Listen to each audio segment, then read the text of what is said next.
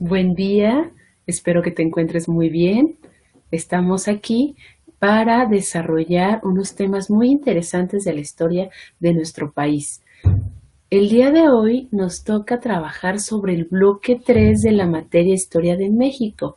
Este se intitula Porfiriato y Revolución Mexicana. Es sumamente interesante, significan muchísimos cambios en poco tiempo, implica también la participación de muchos actores políticos. Te invito a que disfrutes de esta clase y a que juntos aprendamos sobre este periodo tan importante para nuestra historia, donde se sentaron las bases del constitucionalismo con la Constitución de 1917, la cual nos rige actualmente. Esta clase es creada para Grupo Satsum. Mi nombre es Alejandra Ceja Magnot, soy historiadora y te acompañaré en este recorrido. Bueno, pues sé bienvenido, sé bienvenida. Damos inicio. Damos inicio a nuestra sesión Historia de México 2, creada para Grupo Saxum. Vamos a trabajar sobre el bloque 3, como ya se los mencioné. Este es acerca de el Porfiriato y la Revolución Mexicana. Veamos primero que nada la orden de la sesión. En cuanto a la bienvenida ya la realicé, enseguida veremos el propósito del bloque, los aprendizajes esperados, conocimientos previos, los bloques de aprendizaje, en contexto, introducción, desarrollo temático, conclusión y referencias.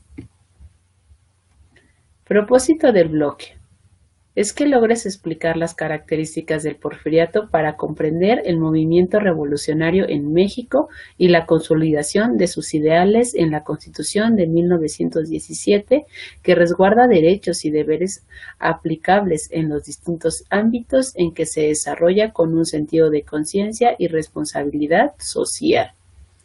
Es muy importante que lo tengas presente. Sí, siempre hay que vincular este pasado histórico con nuestra actualidad y la importancia que tiene. En cuanto a los aprendizajes esperados son que establezcan las diferencias entre un régimen dictatorial y uno democrático para comprender el origen de la Constitución vigente que le permite vivir en un Estado de Derecho, favoreciendo su tomar de decisiones en un marco de tolerancia y de respeto. Ahora, bueno, realizaremos un breve ejercicio de conocimientos previos. Te comparto pantalla para que lo puedas ver. Es un gusto acompañarte por aquí y confío en que será de agrado y sobre todo de utilidad los aprendizajes alcanzados. Recuerda que el ejercicio de conocimientos previos es para que actives esos conocimientos importantes para realizar el ejercicio de análisis y de reflexión de los temas que abordaremos enseguida. Te comparto enseguida el ejercicio.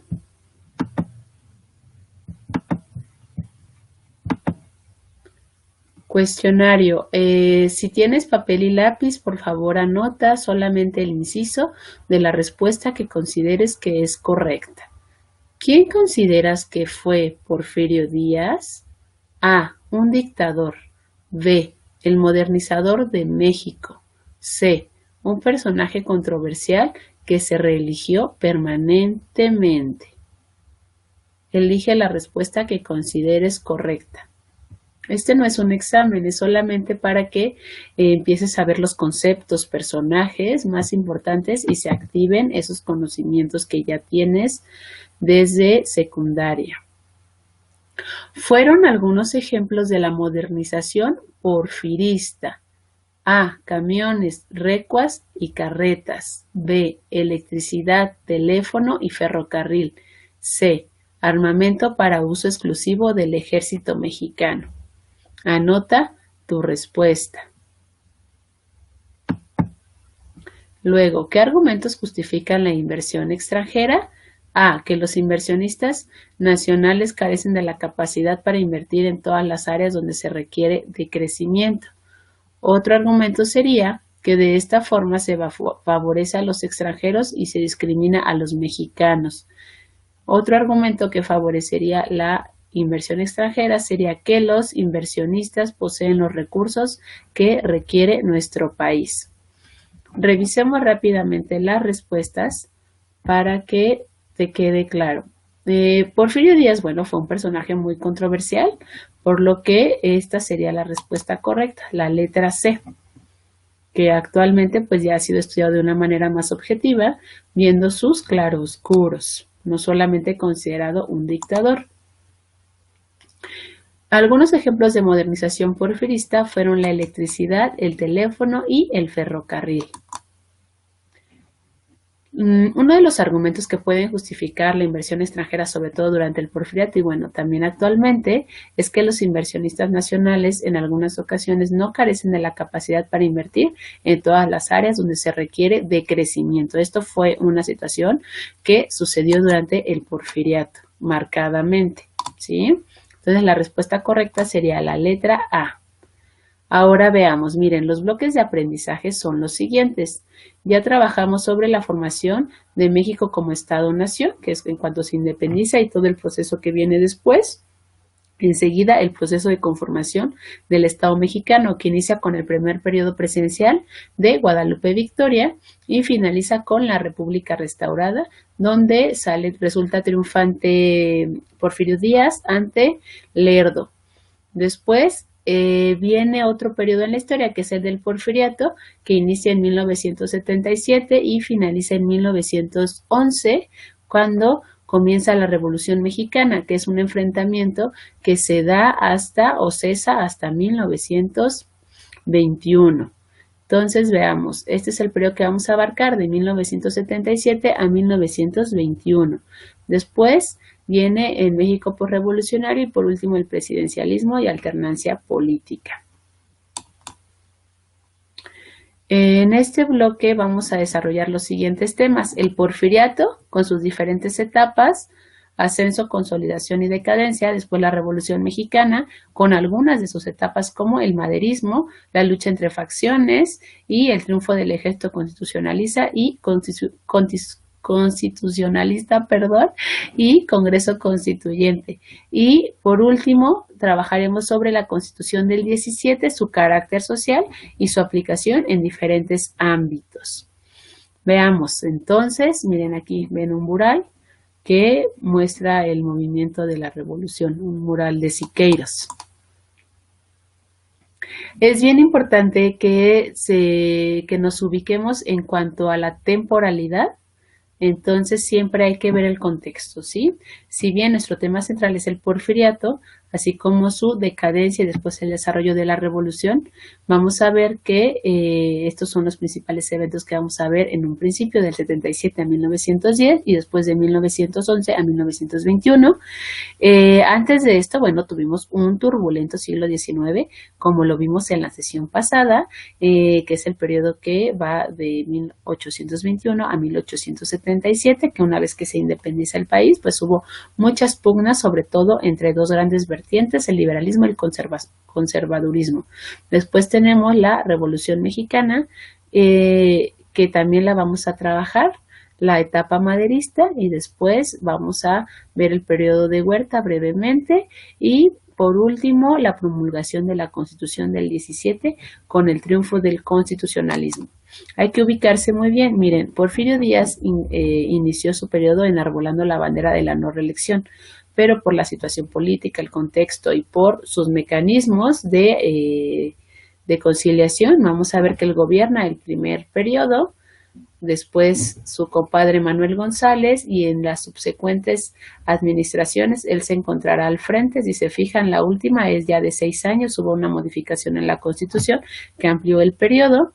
Después viene el maderismo y tras la muerte de Madero, pues van a venir otros gobernantes y el siguiente gobierno más estable va a ser el de Venustiano Carranza, que se instaura poco después de promulgar la Constitución de 1917. Vamos bien hasta aquí, espero que vayan como ubicando o contextualizando pues los temas. para poder dar inicio, es bien importante que se ubiquen y sobre todo que siempre visualicen la importancia de los procesos históricos más allá de los personajes y de las fechas, que son importantes, pero no es lo más relevante. Lo más relevante es comprender los procesos sobre los que estamos trabajando, que tienen que ver con la consolidación del Estado-Nación ahora y los diferentes momentos que va a vivir nuestro país en la historia. Veamos entonces, a manera de introducción, pues bueno, hablaremos un poquito sobre Porfirio Díaz, quien logró crear un sistema político que trajo estabilidad y control. Algunos antecedentes obviamente se encuentran en los gobiernos de Juárez y Lerdo de Tejada, que fortalecieron al Ejecutivo más allá de lo que estipulaba la Constitución del 17, que le daba más poder al Legislativo. Es en un contexto de luchas entre facciones, se iniciaron la negociación con algunos actores políticos. Sin embargo, fue Díaz quien instauró dicho sistema político ya más robustecido, más fortalecido. Porfirio Díaz se distinguió por la negociación y la conciliación. Fue un personaje histórico que ha causado grandes controversias. Sin duda se ha estudiado con mayor profundidad, así como su papel y su contexto. Bueno, pues él logró el anhelado progreso. También hubieron ciertos retrocesos sociales que causaron grandes descontentos, los cuales se manifestaron en el movimiento de la Revolución Mexicana, que significó el reacomodo de las fuerzas políticas. Continuemos. Miren, aquí retomé un apartado de un libro que... Perdón, no es un libro, es una revista que lleva muchos años editándose, que se llama Historia Mexicana. Este fragmento es de la revista de número 49, que se publicó en 1963, y aquí me gusta retomar algunas ideas porque justamente Daniel Cosío Villegas, un gran historiador, nos habla acerca de las figuras nacionales, ¿no? Como Juárez y Díaz tienen ciertos elementos compartidos, pero que finalmente Díaz va como un militar fuerte, va a lograr lo que Juárez no pudo, ¿sí? Miren, dice... En 1967, Juárez emerge como una gran figura nacional. Este es el concepto central que estamos trabajando, pero la imposibilidad de mantener unido al Partido Liberal y la necesidad de que Juárez se ve de acaudillar su propia fracción para defenderse y prevalecer sobre las fracciones de Lerdo y de Díaz lo hacen perder en buena medida el tono general y superior de una figura nacional. Por otro lado, Díaz, menos escrupuloso en sus procedimientos políticos, hijo de un golpe revolucionario y no de las elecciones legítimas, lo cual le daba muchísima mayor libertad de acción, con un terreno abonado y con mejor fortuna, logra al fin acabar con los otros caudillos regionales y transformarse en el único caudillo, es decir, en el caudillo nacional. A esto debe agregarse el aura popular que siempre tuvo Díaz, entre otros elementos. Pero bueno, aquí para entender cómo estas figuras se logran robustecer gracias al contexto en el que se desarrollan y a su carrera política o militar, en el caso de Díaz. Vamos a dar inicio, disculpen, ahí dice bloque 2, pero es bloque 3, Porfiriato y Revolución Mexicana. Un error de dedo por ahí. Desarrollo temático. Porfiriato. Vamos a ver diferentes etapas: ascenso, consolidación y decadencia. El Porfiriato fue un periodo que abarcó del 76 a 1910. A lo largo de estos años, Porfirio Díaz ocupó la presidencia de la República, excepto por un breve periodo de 4 años que va de 1880 a 1884. El presidente utilizó una serie de mecanismos para mantener el poder en sus manos sin violar la Constitución, entre comillas, ¿no? E intentó consolidar el proyecto de nación de los liberales iniciado por Juárez y conseguir la paz que necesitaba México a finales del siglo XIX. En el periodo de ascenso, bueno, vamos a conocer, ese es el inicio de sus periodos presidenciales. Los elementos del sistema político porfirista principales son la centralización del poder, el autoritarismo, la consolidación con los grupos políticos, la represión de las revueltas y el control del sistema electoral, es decir, no existía la democracia. Todo ello encaminado a lograr la estabilidad política, condición indispensable de lo que era Díaz para el objetivo fundamental de su programa de gobierno, que era el progreso económico. Su postura política fluctuaba entre el liberalismo y el conservadurismo, pues se alió con la Iglesia y con facciones conservadoras para lograr esta estabilidad. Entonces, la fórmula utilizada fue progreso más paz más estabilidad para lograr la inversión extranjera y de esa manera alcanzar el crecimiento propuesto. Por lo que estuvo dispuesto a ceder privilegios y establecer alianzas con los grupos políticos que había enfrentado en otros tiempos. No olvidemos que Porfirio Díaz estuvo en la escena militar desde la batalla del 5 de mayo. A través de la conciliación, Díaz logró mantener cuestionados, a los diferentes grupos liberales. Su matrimonio con Carmen Romero, hija del lerdista Manuel Romero Rubio, le permitió la adhesión de este grupo político y además también atrajo a una buena parte de los conservadores, sobre todo los miembros de la Iglesia Católica. Veamos. Porfiriato, consolidación. A partir del periodo de 1884 de González, comenzó el proceso de consolidación del poder de Díaz y fue más clara la política de conciliación. Se rodeó de representantes de todos los grupos políticos a los cuales tenía controlados. A partir de 1890, la prioridad de Díaz fue el desarrollo económico, pero para conseguirlo dejó de lado la ley y ocupó los mismos recursos que recriminó a Juárez, el uso de facultades extraordinarias otorgadas por el Congreso.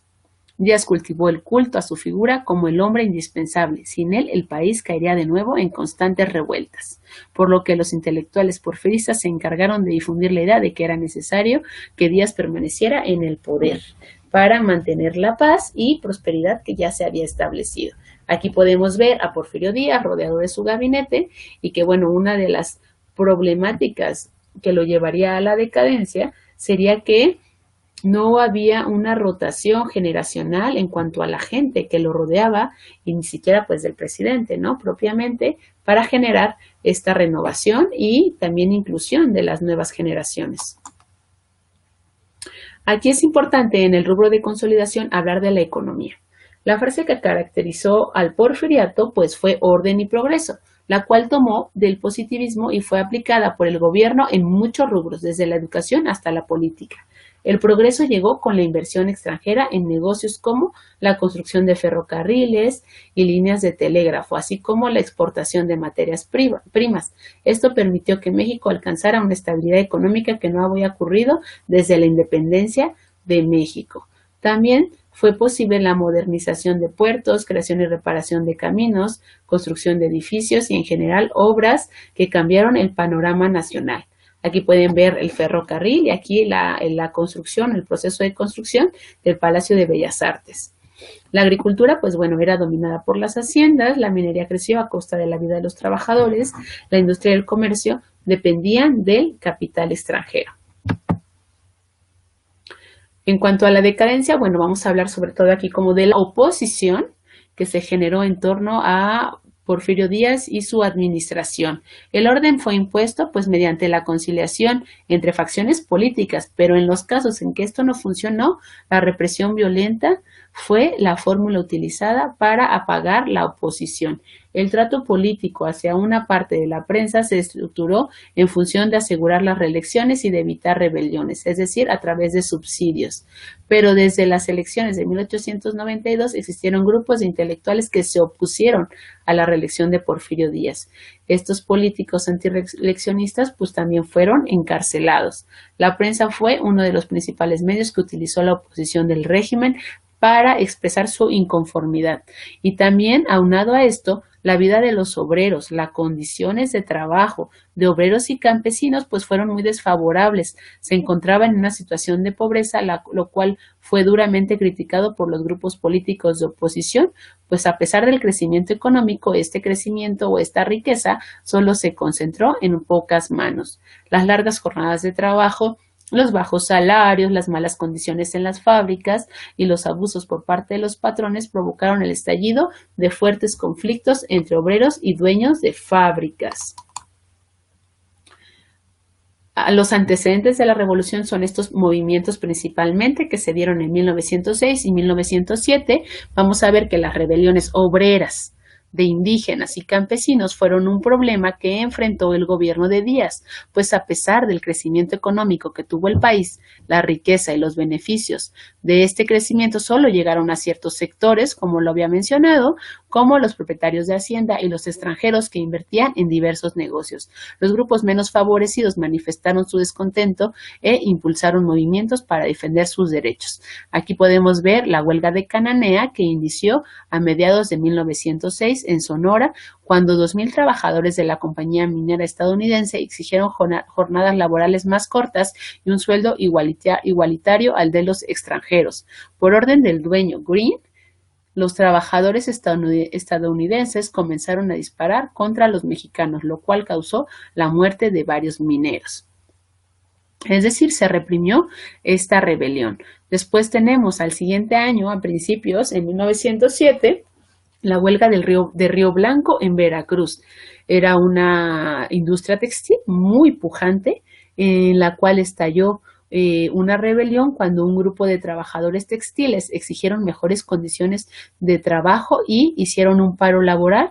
Porfirio Díaz ordenó que regresaran a sus actividades, pero ellos respondieron con una marcha pacífica y al llegar a la fábrica, el dueño ordenó que se les disparara. El gobierno envió soldados que dispararon en contra de hombres, mujeres y niños y encarcelaron a gran parte de los manifestantes. Es decir, se utilizó mano dura para apagar estas rebeliones, pero esto implicó una semilla que germinaría en la Revolución Mexicana.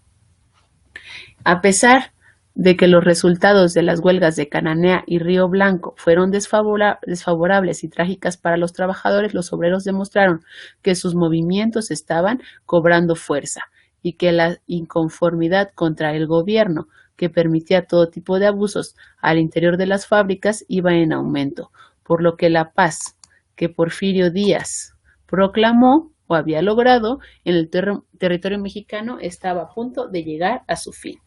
Bueno, a continuación veremos un breve video, más bien solamente un extracto que seleccioné, que me interesa que vean. Ustedes lo pueden ver completo, es un video del canal Reencuentro, Revoluciones, ahí lo pueden ver. Algunos sectores de la nueva clase media y de la incipiente burguesía están enfadados por el acaparamiento de riquezas de grupos cercanos al gobierno. Y para colmo, en 1907 comienzan las sequías y las malas cosechas. Cuando a los 80 años Díaz anuncia que va a buscar un nuevo mandato, la oposición explota, alineada detrás de Francisco Madero. Nombre: Francisco Ignacio Madero González. Lugar y fecha de nacimiento: Parras de la Fuente, Coahuila, 30 de octubre de 1873. Origen social: clase alta. Oficio: empresario. Datos destacados: en 1909 funda el Partido Nacional Antirreeleccionista contra Porfirio Díaz. Pero una vez más, Díaz manipula las elecciones y Madero, perseguido, huye a los Estados Unidos. Desde su exilio, Madero llama a la rebelión armada contra Díaz y llega a ponerle fecha y hora al lanzamiento. Será el 20 de noviembre de 1910 a las 6 de la tarde. 1910, contra el dictador. Varios estados se levantan en armas contra el régimen y surgen caudillos como Pancho Villa. Nombre: José Doroteo Arango Arámbula, alias Pancho Villa. Lugar y fecha de nacimiento: Durango, 5 de junio de 1878. Origen social: clase baja. Oficio: bandido.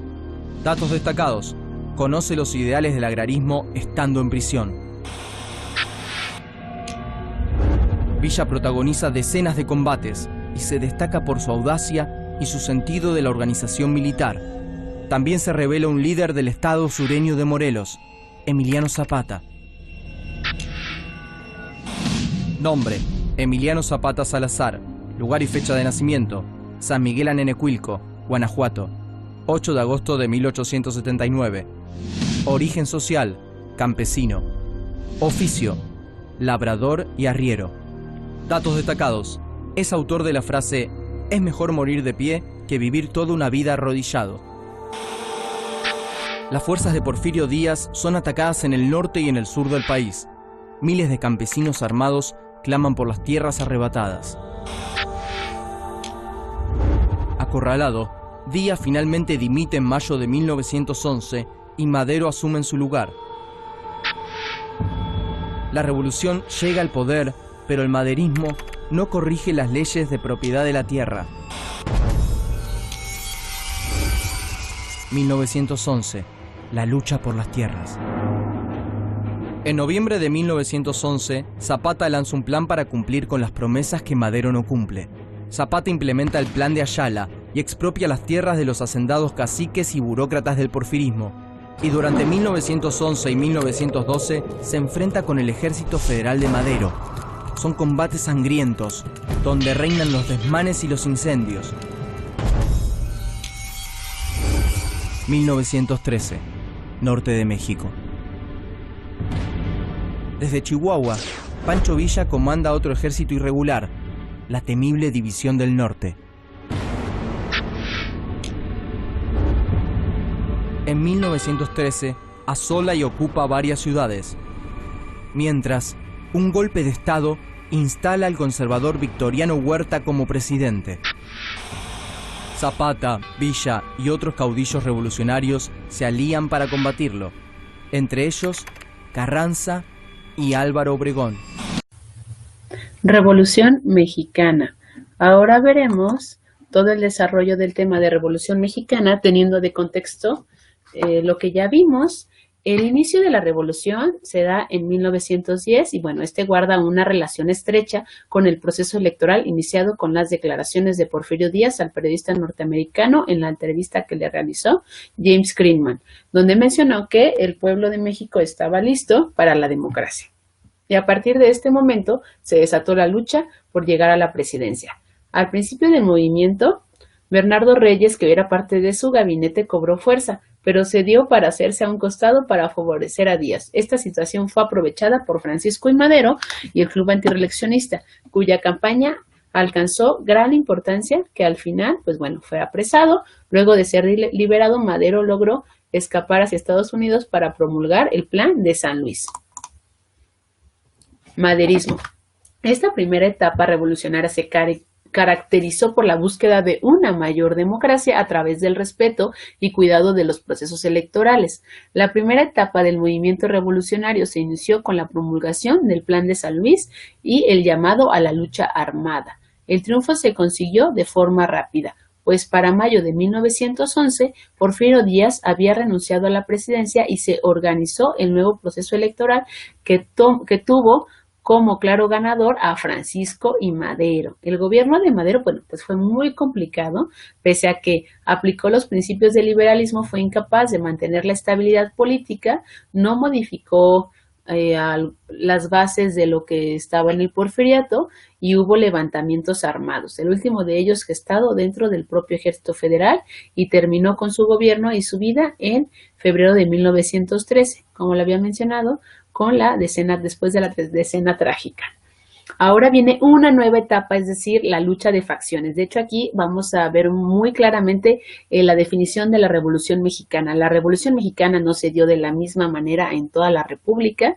Estamos hablando de una región muy diversa y se caracterizó por la diversidad de las facciones que se integraron a la lucha armada, buscaban diferentes cosas. Se trató de una serie de movimientos regionales que representaban una variedad de intereses, tanto económicos como políticos. Cada uno de los caudillos revolucionarios representaba a un distinto sector de la sociedad. Por tanto, sus objetivos no eran los mismos y en algunas ocasiones llegaron a chocar entre sí.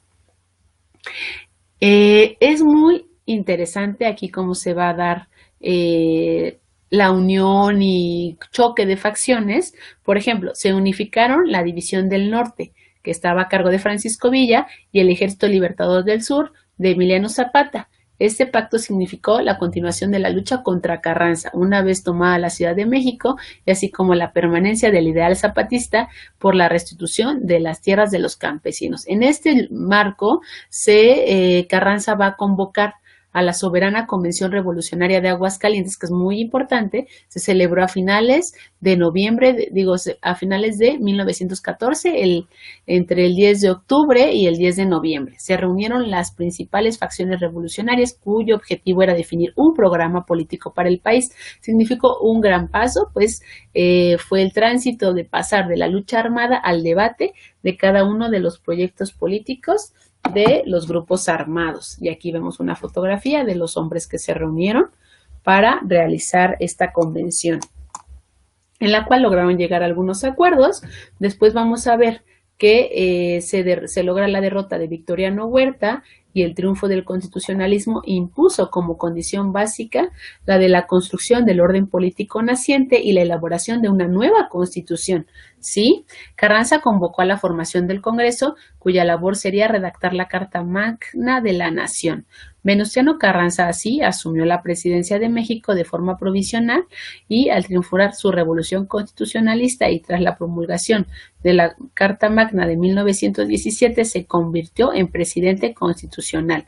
Durante su mandato el país atravesó por una serie de problemas. Los Estados Unidos ejercían gran presión sobre el gobierno y la lucha entre las facciones revolucionarias no había terminado. Aquí vemos un gran mural que se muestra a Carranza, que bueno, fue un gran legalista, un gran jurista, que sobre todo pensó en esta parte para el país, para mejorar, ¿no? Y mejorar la situación. Vamos a ver a continuación una línea del tiempo que fue creada por el Museo de las Constituciones. Es muy interesante porque nos logra ubicar de manera adecuada para comprender el tema de la Constitución y su origen, de dónde viene. Entonces, bueno, sin mayor preámbulo, veamos esta línea del tiempo creada por el Museo de las Constituciones. Es un recorrido que nos ayuda a entender que las bases de la Constitución de 1917 se encuentran en el constitucionalismo de 1857 y en la época de Juárez, en la época de la Reforma. Sí, entonces vamos a visualizar esta línea del tiempo rápidamente, solamente como una acotación para comprender este proceso que no se dio solamente con la reunión del Congreso Constituyente en 1917. Sí, para el 5 de febrero de 1857 se promulgó la Constitución Federal de los Estados Unidos Mexicanos. Posteriormente, en el 73, Juárez incluye reformas que incorporó a la Constitución de las leyes de reforma. ¿Sí? Esto para 1873. Después Lerdo de Tejada en 1874 realiza una reforma para la restauración del Senado. Ya en la época revolucionaria vamos a ver que esta inició en 1910 con la Revolución Maderista. En 1911 renuncia Porfirio Díaz. Para 1911, a finales, va a iniciar el gobierno de Francisco I. Madero. Esta línea del tiempo nos ayuda a comprender justamente el surgimiento de la Constitución de 1917. No lo perdamos de vista. En 1913 fallece Madero, se da el golpe de Estado, conocido como la Decena Trágica, donde fallece él y también Pino Suárez.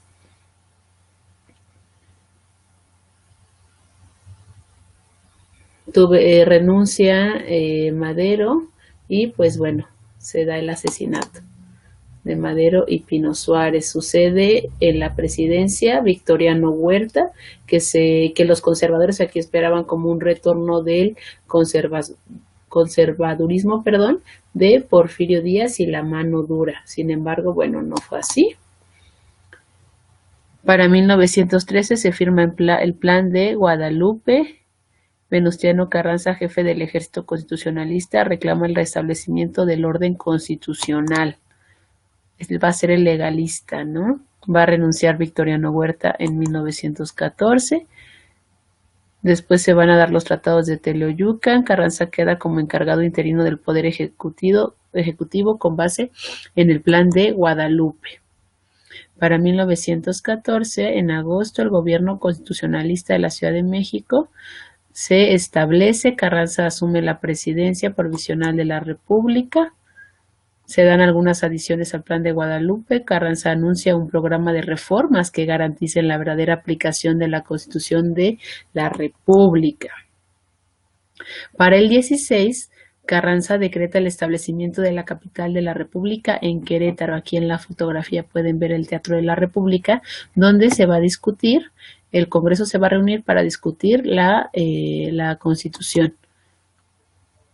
Para el 16 septiembre se va a dar la revisión del Plan de Guadalupe, se adelanta la necesidad de reformas a la Constitución y se anuncia la convocatoria de elecciones para un Congreso Constituyente.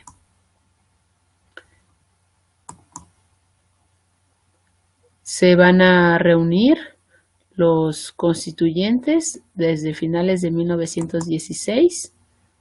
Se van a dar las primeras sesiones preparatorias para la Constitución. Aquí pueden verse imágenes del interior del Teatro de la República. Se van a inaugurar las sesiones el 1 de diciembre de 1916. Para el 31 de enero de 1917 han finalizado la discusión de proyecto. Y el 5 de febrero es promulgada la Constitución Política de los Estados Unidos Mexicanos, que reforma la del 5 de febrero de 1857. Así, de esta manera, se llama a elecciones para presidente de la República y del Congreso Constitucional. Se va a instalar el Congreso Constituyente, el 28 Congreso Constituyente. Venustiano Carranza informa sobre sus acciones durante la Revolución como primer jefe encargado del Poder Ejecutivo y como presidente provisional. Entra en vigor la Constitución el 1 de mayo de 1917 y Venustiano inicia su periodo presidencial. Así, bueno, esta es una pequeña línea del tiempo que nos ayuda a contextualizar y comprender mejor este periodo.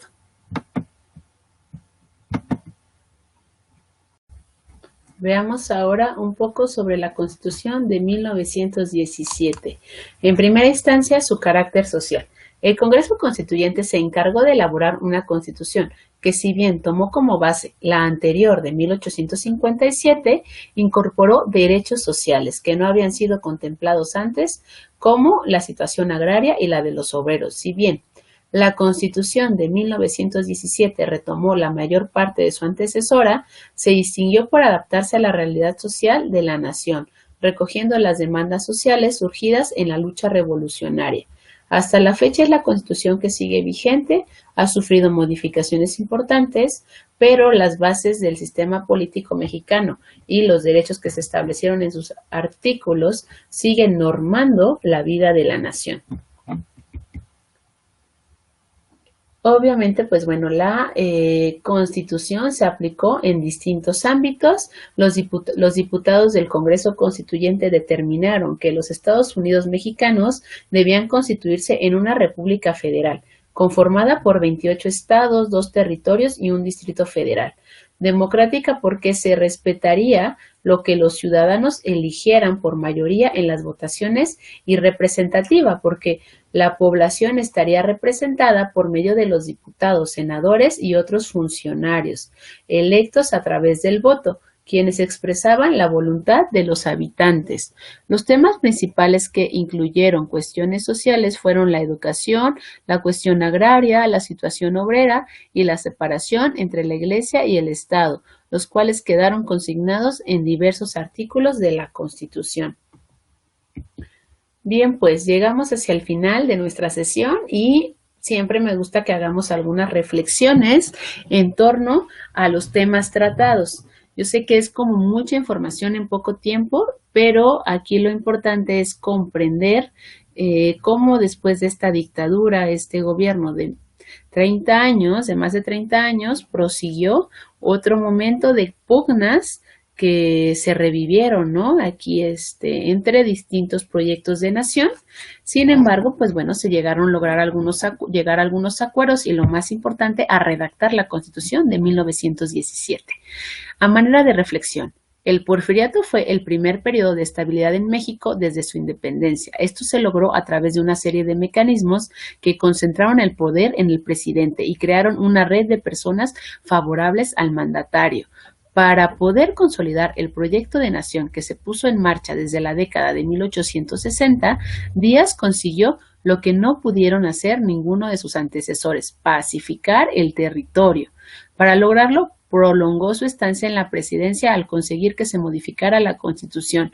Con el paso de los años, el autoritarismo y el gobierno personalista, aunado a otros problemas sociales que se agudizaron durante más de 30 años de la administración porfirista, terminaron por provocar uno de los movimientos armados más importantes en la historia de México, la Revolución Mexicana.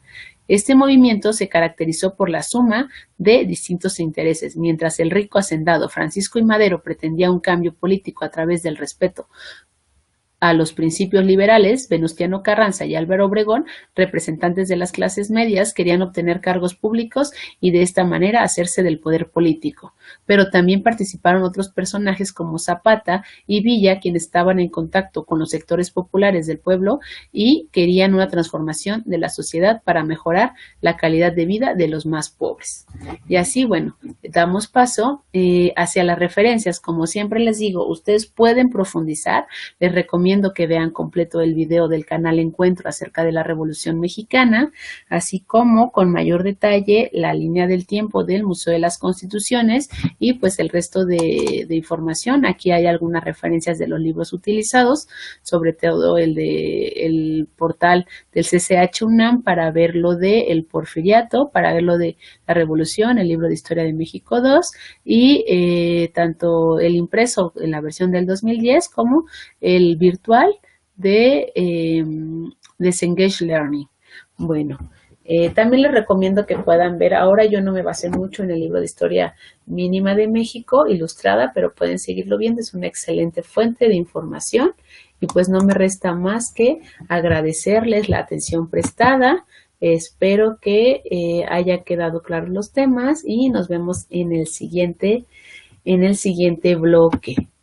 Que tengan excelente día.